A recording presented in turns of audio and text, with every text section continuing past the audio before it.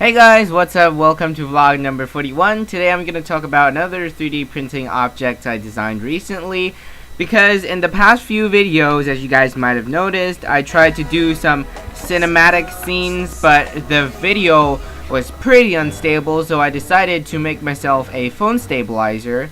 And how this thing works is it uses the weight of a selfie stick, which is mounted on the centerpiece right here.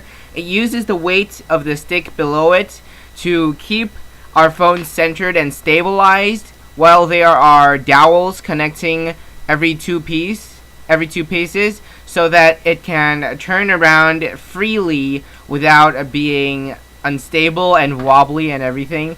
And also I designed this screw so that the handle can be taken off. Why? Because not only does this make it easier to take around, it also makes it easier for the 3D printer to print, because of course, as we know, all 3D printers have a build plate or build area limit, so I designed it so that it can be unscrewed because of that. So we are gonna print it out next week. I'm not sure if the printers are big enough to print this actually, so if it's not big enough, then we're gonna have to find a way to overcome this problem. But that's basically it for this vlog. I hope you guys enjoyed, and I'll see you guys next time.